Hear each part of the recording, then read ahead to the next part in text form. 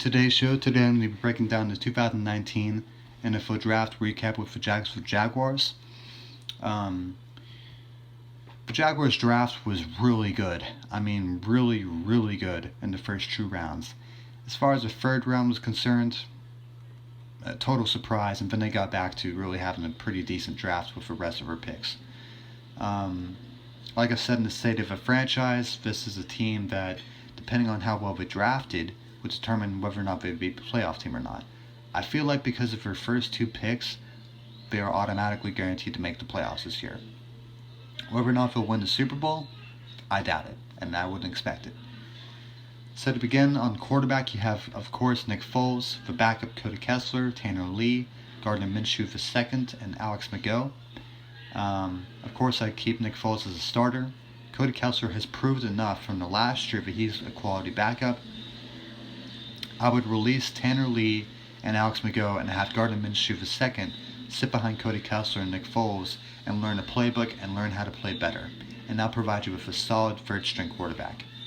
On the running back side, you have Leonard Fournette, Alfred Blue, Thomas Rawls, Benny Cunningham, David Williams, and recently drafted Raquel Armstead. I would keep Fournette as the starter. I would have Alfred Blue and Raquel Armstead compete for the backup spot. I would keep Thomas Rawls as the backup to them, release Benny Cunningham, and release David Williams. As your fullback, you still have Demetri Flowers. He is replacing Tommy Bohannon. Keep him where he is, he can probably play better. As far as wide receiver is concerned, you still have a decent group with D.D. Westbrook, Marcus Lee, DJ Chark, Chris Conley, Keelan Cole, and C.J. Board. What I would do is I would have basically Marcus Lee and DJ Chark start. I would have Westbrook and Marcus Lee as slot guys, bringing in Chris Conley on the outside on occasion. And then you have Keelan Cole, who, depending on how well he does, because he had a great rookie year, and but he didn't have a great second year, it's up to him to kind of bounce back. And if he does, he can definitely be moved up the depth chart. But as far as day one rosters are concerned, I would have him as your fifth string wide receiver, which is a great fifth string wide receiver to have. Definitely one of the best fifth strings if you're concerned about it. On the offensive line side of football, you have left tackle Cam Robinson, Josh Wells, Leonard Wester. Left guard is Andrew Norwell, Parker Enhinger, and KC McDermott. Center, you have Brandon Landier, Tyler Shatley. Right guard, you still have AJ Cann, Brandon Thomas. Right tackle, you have Will Richardson, Cedric Ubuye, and second round pick Jawan Taylor, who is definitely top 5 pick in the first round. Total steal of the draft, probably the biggest steal. As far as tight end is concerned, you have Josh Swaim, Josh Oliver, Ben Koyak, Pharrell McKever, and James O'Shaughnessy. As far as what I would do with the offensive line, I would have Cam Robinson as a starter, have Josh Wells be the backup on the left side, release Leonard Wester. With left guard, keep Andrew Norwell here where he is. As far as Parker Enhinger, you can compete with Brandon Thomas, and whoever wins that competition is the backup as a swing guard. And whoever loses, release him. Release KC McDermott. Center, you can keep Brandon Landier.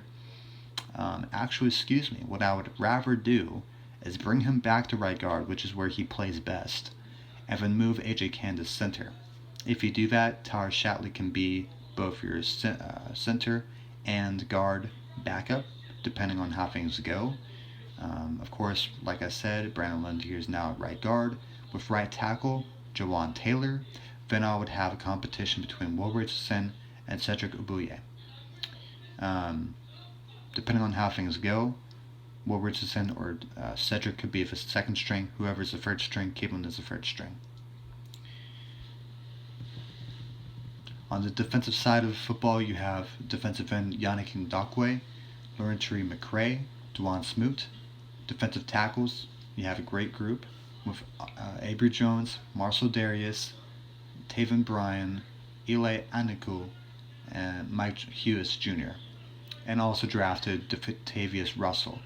What I would do is I would have Marcel Darius to be the starter, Taven Bryan also be the second string starter, Avery Jones, and then Tavis Russell.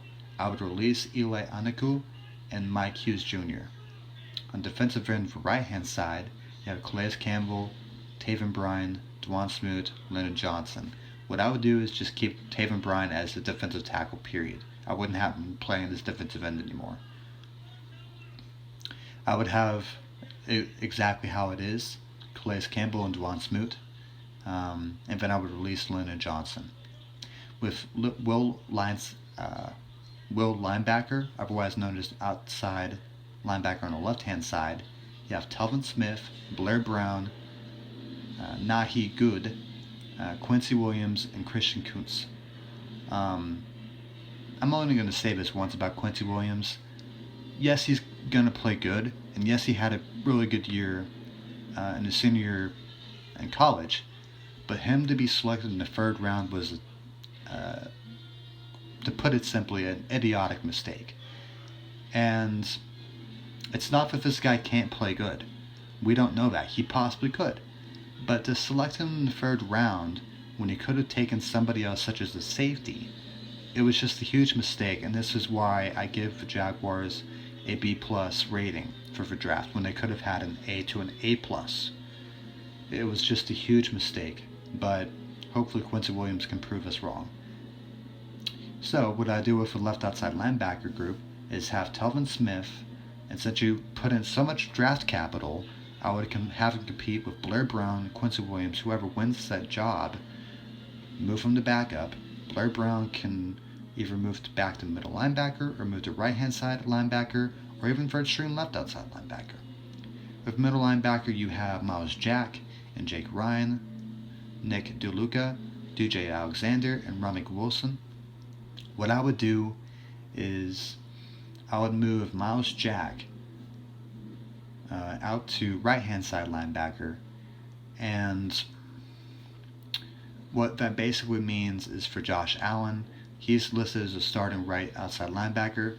What you do is when Josh Allen is in the defensive end position, because he's going to do a lot of pass rushing, he's basically filling in for Dante Fowler Jr.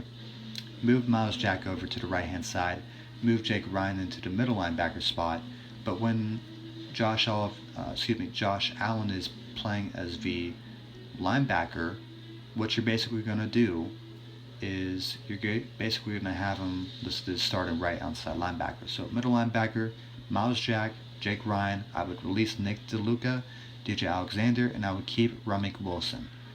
Right outside, like I said, Josh Allen. As far as Leon Jacobs concerned, you can have him compete with Blair Brown. I felt like Leon Jacobs did a good enough job to where he can play as a backup. As far as Lawrence McCray, he's a special teams ace. He's not really a guy that you want playing outside of special teams. So keep him as third string. Release James Onuwale. And as far as Donald Payne, you can either move him to middle linebacker or just keep him that right side outside linebacker, or even release him, because you do have a pretty solid linebacker group now. And dating back to the tight end group, what I would do, of course, is Josh Oliver, third round pick, who I feel like, great receiving threat, but he needs to work on his run blocking. Josh Swain can definitely help him out with that, but have Josh Allen be that starting tight end, and then you can have Josh Swain as your backup, and then have James O'Shaughnessy and Ben Quick compete for the third string position. And whoever loses, just release him. And also release Ferrell McKever. On the cornerback side of the football, you have Jalen Ramsey, AJ Bouye, DJ Hayden, Quentin Meeks, Trey Herndon, Breon Borders, and basically that's it. I feel like the guys that we have in the first three, Jalen Ramsey, AJ Bouye, DJ Hayden, need to stay where they are. Of course, DJ Hayden is the starting slot corner. Between Quentin Meeks and Trey Herndon, keep them. I'd rather have Meeks as a fourth string over Herndon. Release Breon Borders. As far as strong safety is concerned, Ronnie Harrison, CJ Revis, Cody Brown. What I would do is I would actually have Cody Davis who is the backup, formerly of the St. Louis Rams, or I should say Los Angeles. Have him be the backup to both strong safety and free safety. And then have Cody Brown be the backup to the third string strong safety and free safety. Release strong safety C.J. Revis. He does not need to be on this team. As far as free safety, Gerard Wilson, Cody Davis, I'd keep it how it is. Gerard Wilson, Cody Davis, have Cody Brown be the third string free safety if needed. As far as your kicker is concerned, Josh Lambo, he's one of the best in the league. You have punter Logan Cook, long snapper Matt Overton. I keep those guys where they are. As far as this team is concerned, yes, they are a playoff team. They're not a Super Bowl team. They have big needs on defensive tackle, free safety, wide receiver, and I really think that right guard AJ Cann is just not a guy that needs to be starting. At best, he's a solid swing guard as a backup. But this is a good enough team with Nick Foles that you can expect them to be in the playoffs next year, even in one of the toughest divisions of the AFC South, between the Houston Texans, Indianapolis Colts, Tennessee Titans, and Jacksonville Jaguars. All of those teams are capable of making the playoffs, although I predict that the Indianapolis Colts and the Jaguars are the two highest likely teams to make the next year's playoffs.